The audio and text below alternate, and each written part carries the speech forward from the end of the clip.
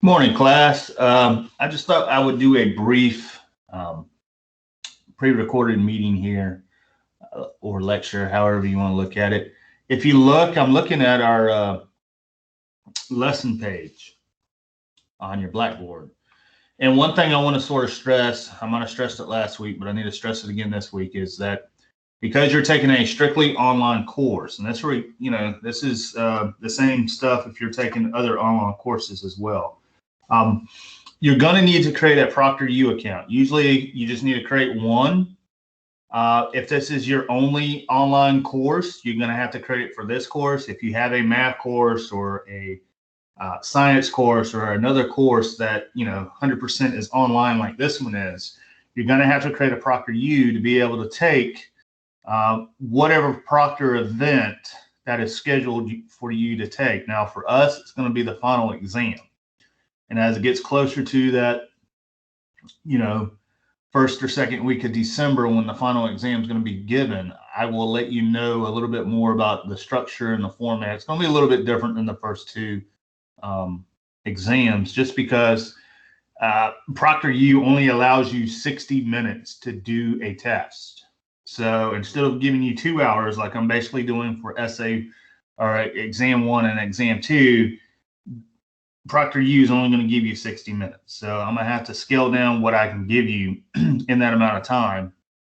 And it'll probably be sort of like a short mini essay or short answer questions. And it's going to deal with drama. So it's probably going to be primarily focusing on King Lear, Shakespeare's play. And we'll talk a little bit more about that as we get, you know, into November. Because your research paper will also deal with some aspects of drama too. So just keep that in mind. If you already have a ProctorU account, then you should be pretty good to go. You just have to wait until it gets closer, until that final exam day to be able to do it. If you don't have a ProctorU account, I would strongly suggest that you do so before we go on a Thanksgiving break, because when we come back from Thanksgiving break, we're only going to have about a week or 2 weeks, if that, to wrap everything up. And really, if you don't have a ProctorU account, you can't take the final. Thus, if you don't take the final, then it's going to be a 0 on that final. And that's probably going to hurt your grade a good bit at that point. And that's probably what nobody wants, especially at the very end of the semester, is to get a, you know, go from a B to a D or a B to an F because they didn't create a free ProctorU account, you know, 2 months out, right? That's why I'm talking about it now. So you can kind of keep it in the back of your mind. It's free. The only issue, though, that you're probably going to need is you're probably going to need to go find a cheap webcam, because it's sort of like the eye in the sky type deal. When you take that exam, we have to be able to see that you're not cheating. And there's special recommendations that we click on our end. But, you know, if you don't have a camera, then you're going to have to go to your nearest college campus, go to the library or the testing center. And that's where you're going to have to check out the camera and you're going to have to take the test there. Otherwise, we have to be able to see, you know, what you're doing, that type of deal. Most folks don't have a problem with it. It is sort of, it's touchy, so be careful. Right? You don't want to look like you're cheating. If it flags something, if it looks like that you are, and it will flag it and it will shut down your test. So, and then we'd have to review it to make sure that you aren't doing what it says that you're doing. So just keep that in mind. It's usually a pretty straightforward, easy program once you get on it and get started with it. But that's usually, you know, you need to have a cheap webcam or something. Okay, so Looking at the week 5, if you notice week 5 is up, week 6 is up. So let's look at week 5 first. Week 5, as you can tell, you have a drop box for your fiction exam. Basically, you click on this link here. It's going to look like this. It's going to give you the description, the instructions. You're probably going to see that a few times. It gives you a time limit, 2 hours. You click here, right? I'm not going to click here because it's going to force me to grade myself, so to speak. But you hit begin, and then there's going to be another page where there's going to be a link that says fiction exam or exam 1. You download that link, or you download that file, and pay close attention. If you read the sample instructions and stuff from the sample exam that I sent out last week, I tell you how to sort of highlight the ones that you want me to grade and how to go about answering actually on the test. Because you're going to want to save your answers on that actual test that you're downloading and upload it. So you have until Wednesday night, 11:59. If you checked over the weekend, actually, I let the exam be kind of available early on. It was available starting on Saturday evening. So you had all day Saturday, or the rest of the time Saturday, Sunday, Monday, Tuesday, pretty much all day Wednesday. So if you look at it, you have about 4.5, 5 days to get the exam in. Now, the deal is, once you hit begin and download, your time is ticking away. So you're going to have to be able to sit down, type your answers out in 2 hours or less. You can't pause the exam. You can't walk away. I can't restart it. I can't reset it. You're going to have to do it within those 2 hours. You're going to have to upload and save your answers, and you're going to have to submit. Because if you don't upload a file and hit submit, or if your time runs out and it submits and there's no file there, then I have to give it a 0 because you didn't follow instructions by 1, completing within 2 hours, 2, attaching a file. And a 0, you could say, well, it's only 7% of my grade. Well, collectively with the essay, it's 14. So it could, drop you down a letter grade, 2 letter grades, depending on, what you make on the exam, but it could also pull you up that much too. So you want to take it seriously moving throughout this week. But come Thursday, whatever's not there is going to be a 0. I'm not going to go back and reopen it. You knew that you had, 5 weeks to study for this exam and turn this essay in. We don't have time to go back and do makeup work. As I say in my syllabi, it's time to just move on. So make sure you, follow the instructions. Make sure that you follow the deadlines because everybody's had the same amount of time to prepare and to study for this. The fiction, same thing. You click here. This is due this Sunday. There's going to be a drop box. On your end, it's going to be a little bit different. It's just going to show your name, but you're going to find your Microsoft Word paper that you should have typed as a document file, and you're going to hit here, upload submission. You're going to find your document, and you're going to upload your attachment. Again, if I can't download it, if there's nothing attached, if I can't read it when it comes to, the 27th or a day or so after that, if I can't read it, then, it's going to be a 0 because, again, you didn't attach it. You didn't use Microsoft Word. I can't download it and read it. So we're just going to move on and you got the 0. Hopefully that won't happen. The other thing is, keep in mind, don't want to plagiarize your paper. So make sure that you're quoting correctly. I sent out some stuff by email that shows not only how to quote fiction, but also shows how to quote poetry, which we're going to be talking about for week 6. So there's a different style or different way to quote poetry than there is short fiction or prose writing. So make sure that you're looking at that, because when we talk about next Sunday's weekly writing 3, it deals with poems. You're going to have to be able to quote them the right way. Going back, so essay 1 is due Sunday. So basically you have the whole week to get that in. If you haven't submitted drafts to me or Smart Thinking, so I would rather you send stuff to Smart Thinking first, get that back, correct what they want you to correct, then send it to me. Now, there's been a couple essays that have came to me. I've sent a couple back. I'm still looking at a couple. And I should have something back to you within, hopefully by the end of the day, especially if you sent something last week.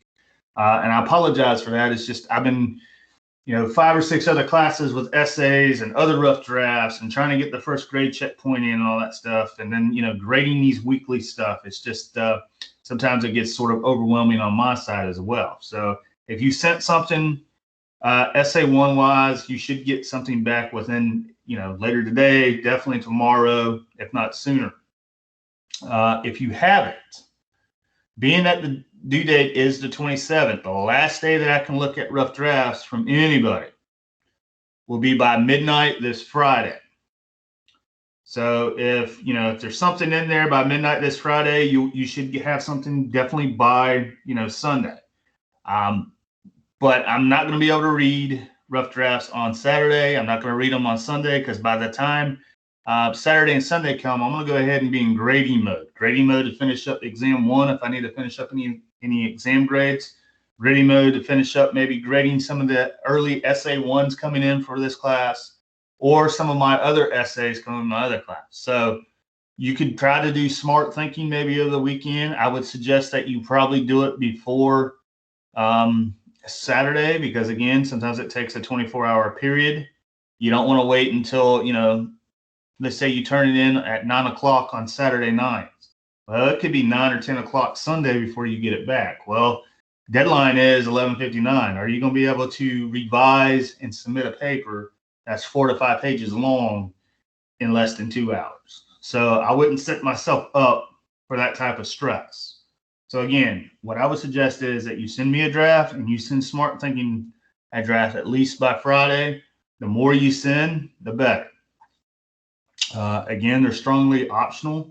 You don't have to do them, but I would suggest that you have somebody look at your work because unless you're just a really good writer and know how to really analyze literature like we've been doing the last 4 or 5 weeks, then you probably need somebody to look at your work.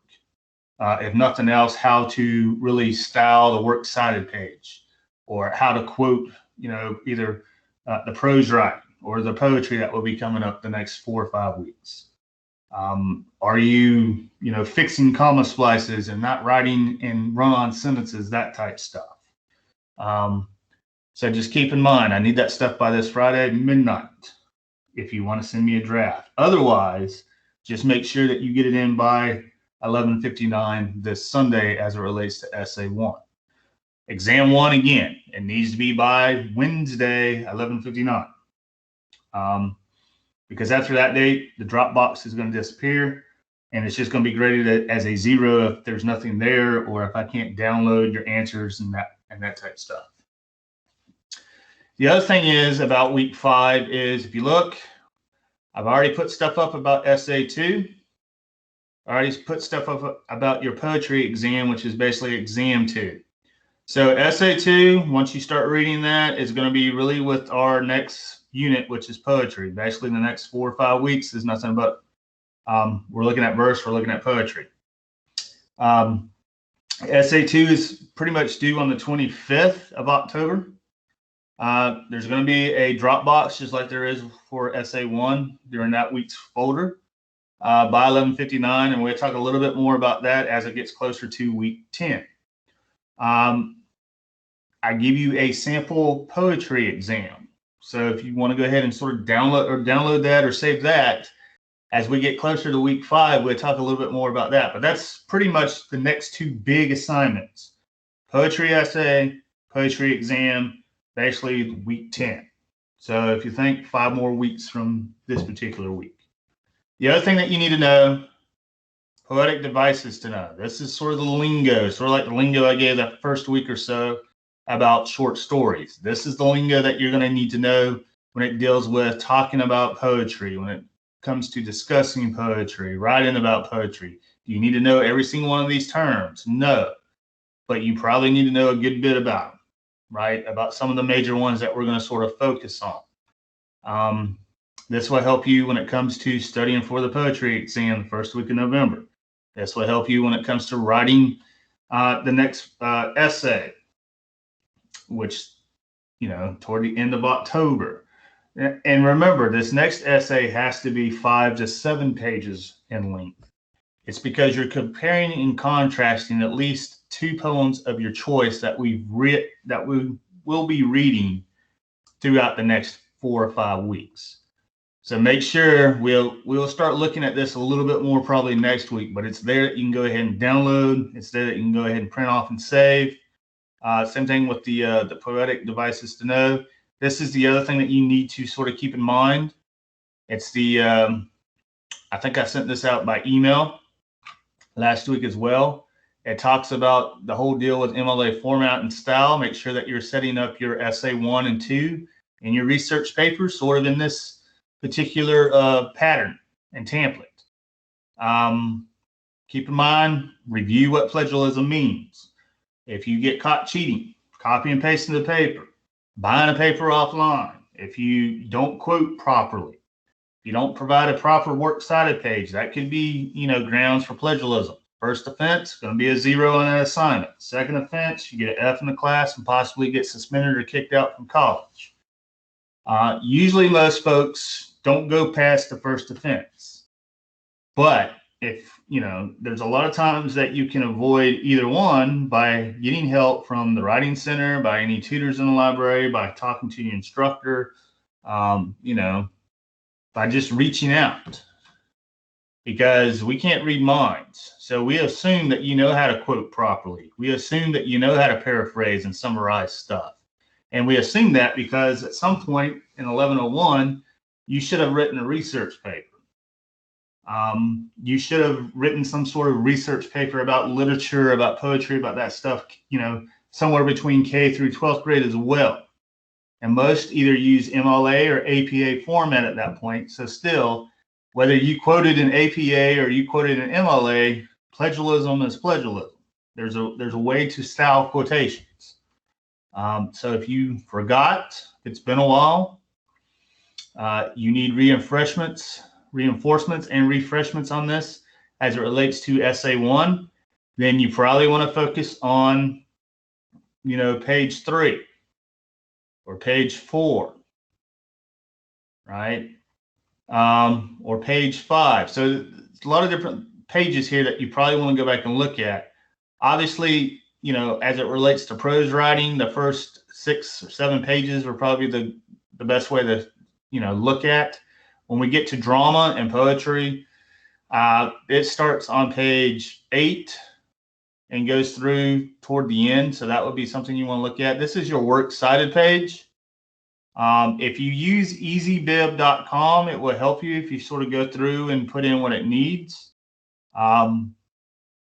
You really should only have one particular work on your works cited page for this particular paper, because you're only talking about one particular short story. So your works cited page should just be work cited, because you only have one work. Now, like this page has multiple works. That's why you put the S there. Notice the W and the C are capitalized, not capital W, lowercase c that I've been seeing on some of y'all's blogs or some of your discussion posts. You don't need to underline it. You don't need to italicize it. You don't need to boldface it. You don't need to change the font from 12 to 54. You don't need to put a period. You don't need to put a colon, just like it is here, right? Otherwise, anything different than that, and you're going to be losing a little bit of points. Keep in mind, last name, page number needs to be top right-hand corner of each one of your pages. But when we get into week 6, you really want to focus on page 8, because it's going to tell you how to cite poetry, right? So you're not losing points. If you are still having trouble with citing short stories, you want to read the first 7 pages before you submit that essay this week. So this is going to be a good document to have, because when we come back to essay 2 at the end of next month, you can kind of go back and, look at some of this stuff again. When we get into drama, the beginning of November, you're going to need to know how to quote drama as well. So just keep that in mind as we move along.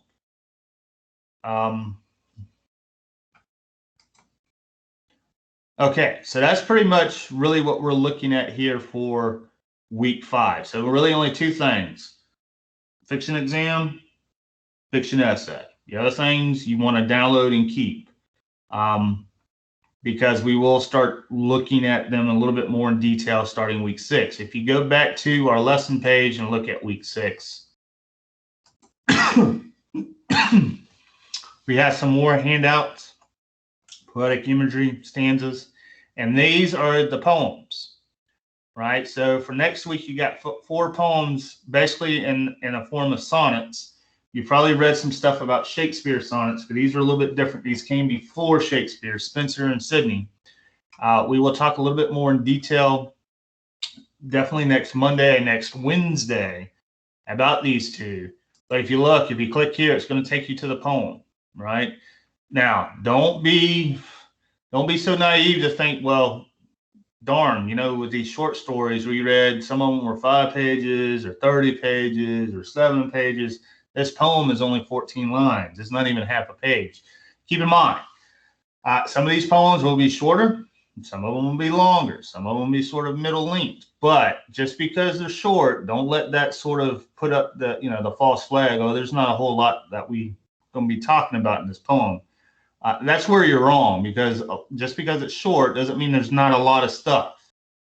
Folks have written, papers, pretty long, lengthy papers over short poems like this.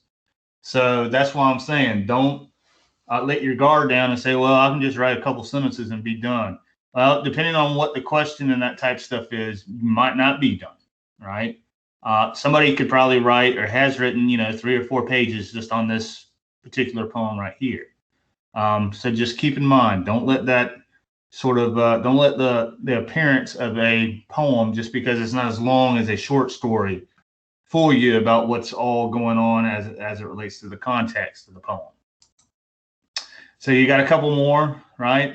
Here is your weekly writing, which will be due that Sunday, for, in this case, October 4th by 11:59. I give you the topic here. It basically wants you to sort of compare and contrast how Spenser and Sidney express love in their sonnets. And again, we'll talk a little bit more about that. But this particular exercise is actually getting you thinking about how you're going to set up and style your essay 2, which deals with compare and contrast of poems.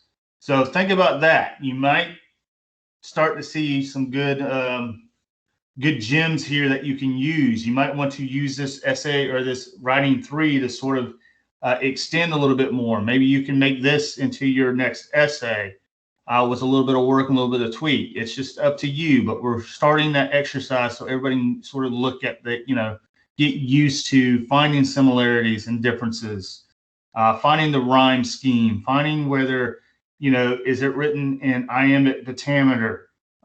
What is the beats, that type deal. So that's where some of these handouts are going to come back and play.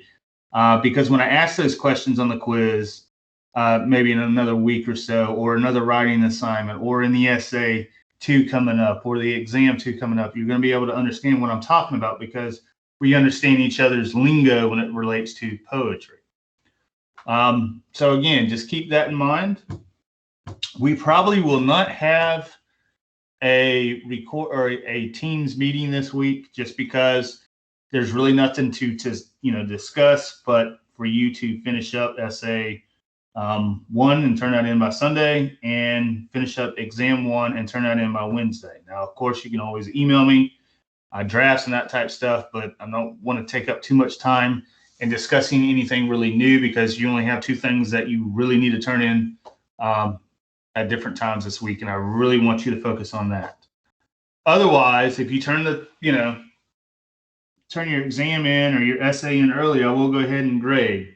I will say I have graded 1 exam. That person's, took about an hour and 30 minutes, which sounds about right, to complete exam 1. And so far, the highest grade in the class is by that person. And that student has made a 96 on exam 1. So we will see. Hopefully the grades will sort of be in the A range. That's a really good high A. And it's it's not really going to be an easy test if you don't know what you're doing. If you haven't kept up with the reading the last 4 or 5 weeks, it won't be easy.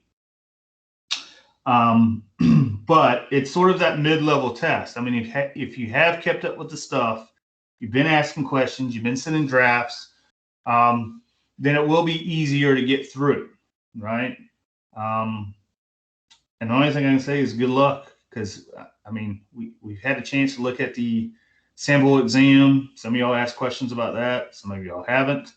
The other thing is, if you can make these weekly team meetings, I know sometimes your job or other classes sort of hinder that, but if you don't like where your grade is at, then we need to, maybe think of something else that you can change. Maybe it's time management. Maybe you need to study a little bit more where possible. Maybe you need to attend these teams meetings and get your questions answered. But you're going to have to make a change, because again, like I said last week, whatever your grade was on Blackboard is the grade I sent to the college and your high school coordinator if you were doing Roman. Now, chances are you won't get a snail mail, a phone call, a text message, an email if you've been logging in and turning stuff in on a weekly basis, meaning you're not missing more than 3 weeks. Your grade is not a D or lower. If your grade's D or lower, or if you've been missing, days and not turning stuff in, then chances are you're going to get a phone call, an email, a text message, and, basically want to know why. Why is your grade where it is? Are you turning stuff in? Are you showing up to teams meetings? That type of stuff.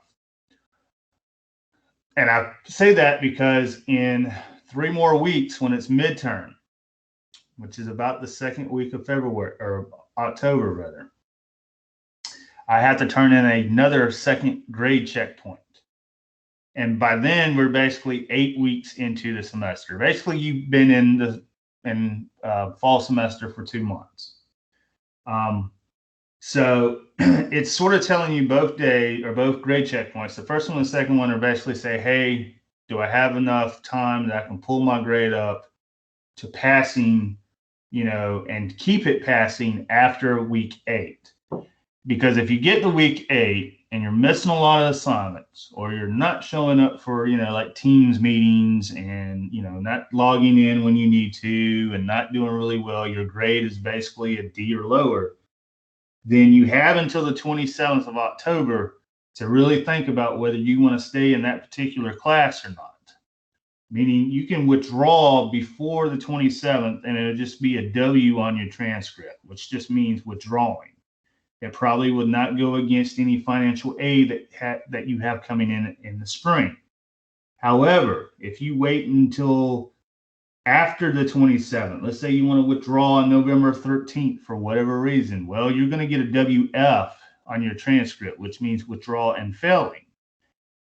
It still is not as bad as an F, but the problem is you waited until after the official withdrawal date, which again is the 27th of October.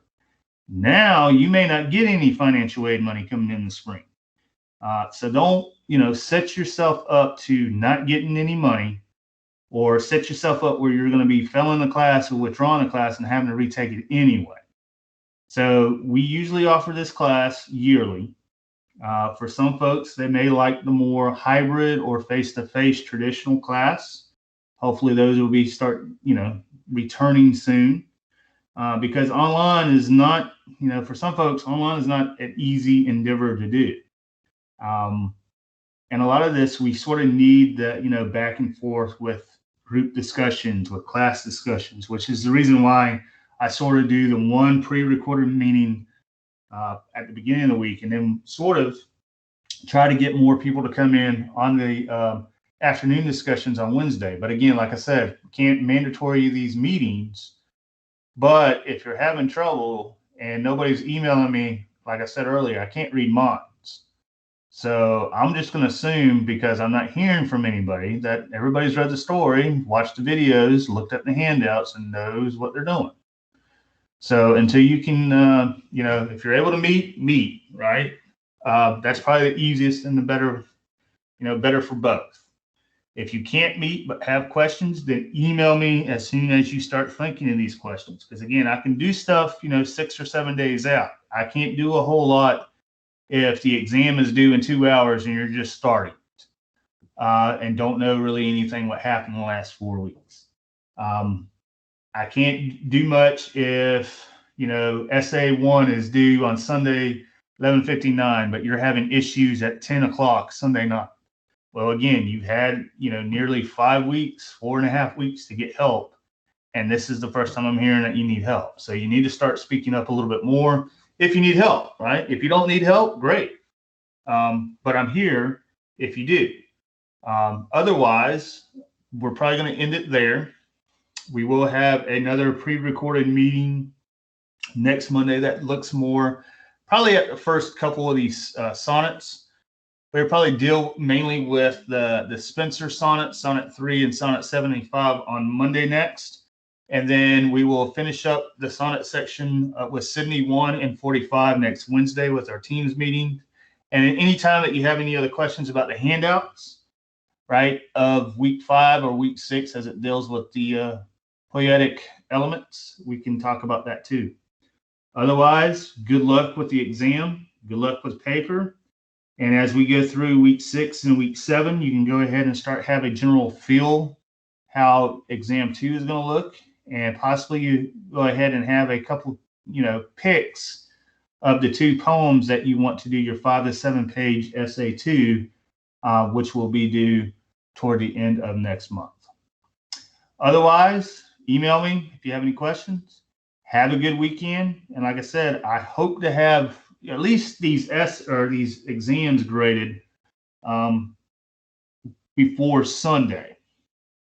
Your papers, just because there's nearly 23 of y'all in this class, maybe another week or so, but keep checking Blackboard. I'm hoping to have them graded before the next midterm checkpoint for grades. So you will have those go in as well to sort of see where your grade is at. Otherwise, have a good one. Have a good week. I will be back and talk with you next Monday. Thanks.